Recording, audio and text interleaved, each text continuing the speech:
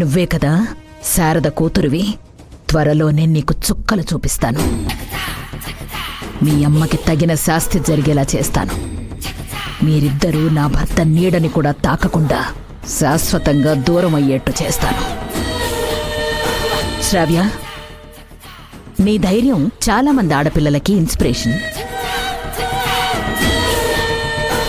అలాగే ఉండాలి.